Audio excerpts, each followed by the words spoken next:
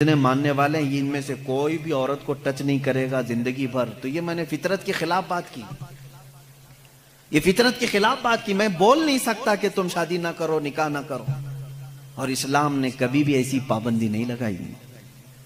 عیسائیوں نے اپنے اوپر شادی کرنا یہ انسان کی فطرت ہے، ہر مرد کے اندر عورت کی خواہش پیدائشی ہے، یعنی اللہ تعالیٰ نے اس کے جسم میں یہ رکھا ہے کہ عورت سے وہ قرار حاصل کرے، تسکین حاصل کرے۔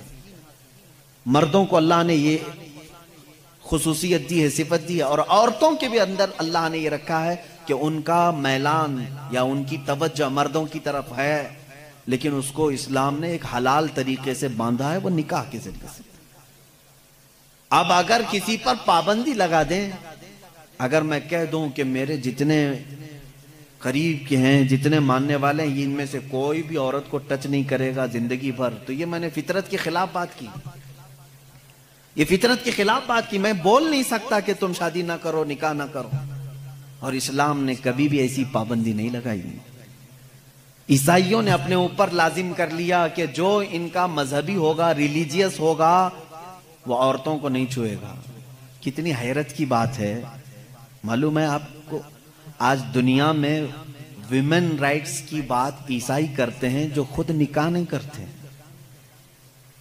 جو پادری نکاح نہیں کرتا، کبھی عورت کو اپنے ساتھ نہیں رکھتا، وہ ویمن رائٹس کی بات کرتا ہے۔ حیرت نہیں ہوتی؟ کچھ نن ایسی ہیں جن کو زندگی بھر کے لیے پابندی لگا دی گئی کہ اب تم کسی مرد کی بیوی بن نہیں سکتی، سنیاس لے لیا اس نے، وہ کبھی یہ راستے پر آ نہیں سکتی۔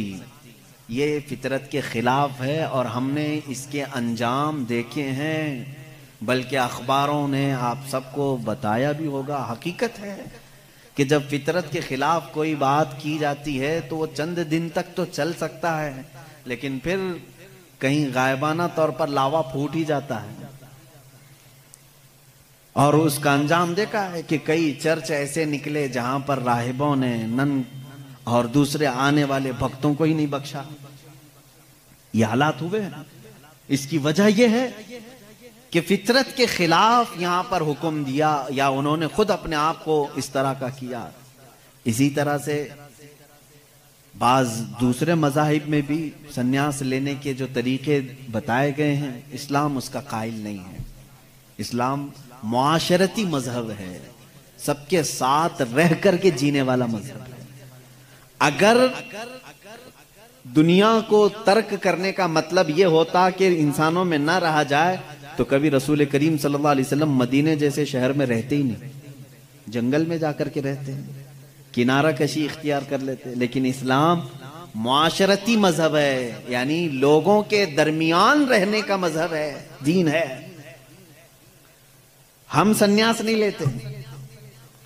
ایک صحابی، 3 صحابہ حضور صلی اللہ تعالی علیہ وسلم کے حجرے کے باہر کھڑے ہو کر کے یہ باتیں کر رہے تھے۔ حضور صلی اللہ علیہ وسلم رات کو عبادت کے لیے کھڑے ہوتے تو آدھی رات گزر جاتی تھی، تو تینوں نے دیکھ کر کے کہا یہ تو بخشے ہوئے ہیں، یہ معصوم ہیں، ان سے کوئی خطا نہیں ہوئی، اس کے بعد اتنی عبادتیں ہیں ان کی، ہم جیسوں کو تو کیا کرنا چاہیے، بڑی عبادت کرنی چاہیے۔ جب رسول اتنی عبادت کر رہے ہیں، تو ان تینوں صحابہ میں سے تینوں نے کیا کیا جانتے ہیں؟ ایک نے یہ اس دن وعدہ کر لیا، آج کے بعد سے میں کبھی کسی عورت کے پاس جاؤں گا ہی نہیں، زندگی بھر کے لیے عورت کے قریب نہیں جاؤں گا۔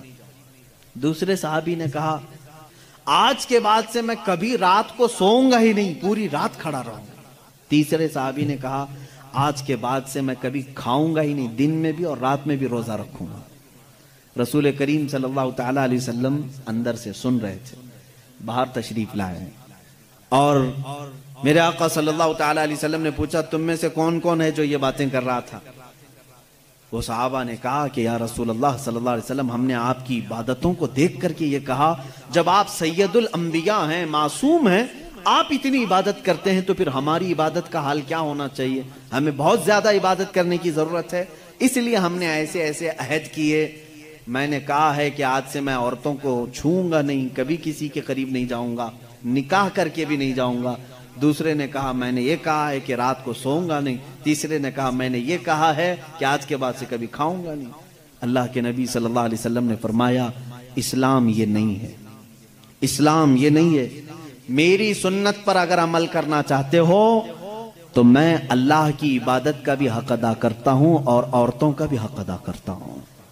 میں نے اپنی رات کو تقسیم کر رکھا ہے، بیویوں کے لیے بھی حق ہے اور اللہ کی عبادت کا بھی حق ہے۔ اور دوسرے سے کہا تم نے کہا کہ رات کو کبھی سوؤں گا ہی نہیں، یہ بھی ہمارا طریقہ نہیں ہے، تم فطرت کے خلاف بات کر رہے ہو، بیمار ہو سکتے ہو، روزانہ رات پورے نہیں سو رہے۔ اب یہاں اس پر میں رک کر کے کہوں گا، حضور صلی اللہ علیہ وسلم نے اس صحابی کو منع کیا جو یہ کہہ رہے تھے میں رات بھر عبادت کروں گا۔ حضور نے فرمایا میری سنت یہ ہے کہ میں تھوڑی رات آرام کرتا ہوں اور تھوڑی رات اپنے رب کی عبادت بھی کرتا ہوں۔ تمہارے جسم کا بھی تم پر حق ہے، اس کو بھی آرام دو۔ اور پھر تیسرے صحابی سے کہا میری سنت یہ ہے کہ میں افطاری بھی کرتا ہوں اور سحری بھی کرتا ہوں اور روزہ بھی رکھتا ہوں۔ ایسا نہیں کہ پورا پابندی کر لیا، جبکہ وہ رسول جن کو اللہ تعالیٰ جنت سے کھلاتا پلاتا ہے، اس کے باوجود میرے آقا صلی اللہ علیہ وسلم فرماتے ہیں کہ کنٹینیو روزہ رکھنا نہیں چاہیے، کہ تمہارے جسم کا تم پر حق ہے، کمزوری آ جائے گی۔ حضور نے منع فرمایا میں ایک دن روزہ رکھتا ہوں ایک دن نہیں رکھتا، یا میں افطار کرتا ہوں شام کے وقت اور دن میں روزہ رکھتا ہوں۔ اس کا مطلب یہ ہے میرے عزیزو، اس پوری حدیث کا خلاصہ یہ ہے، اللہ کے نبی صلی اللہ تعالیٰ علیہ وسلم نے جو حکم دیے، اسلام کا خلاصہ یہ ہے کہ اس میں کہیں پر بھی افراط و تفریط نہیں، یعنی بہت تنگی والے حکم بھی نہیں اور بہت ڈھیل بھی نہیں۔ اسلام درمیانی راستہ ہے، درمیانی راستہ ہے۔ اب یہاں ان لوگوں کو سوچنا چاہیے، حضور نے جس صحابی کو رات بھر عبادت کرنے کے لیے منع کیا، یہاں رات بھر گیم کھیلنے والے لوگ موجود ہیں، پوری رات بھر عیاشی کرنے والے موجود ہیں، ان کو تو رات بھر کھڑے ہو کر کے عبادت کرنے کو میرے آقا نے منع کیا تھا۔ آرام کرو تھوڑی دیر، اپنے جسم کو راحت پہنچاؤ۔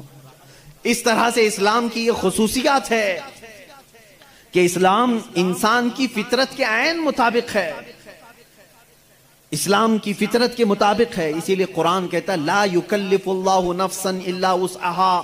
میں آج چیلنج کرتا ہوں، ایک ایسا حکم لا کر کے دکھا دو، ایک ایسا حکم اسلام میں کہ جس میں ایسا لگتا ہو کہ یہ انسان کے لیے بھاری ہے۔ ایسا نہیں ہونا چاہیے، ایسا نہیں ہونا چاہیے تھا۔ اسلام نے اپنے ماننے والوں پر یہ پابندی کیوں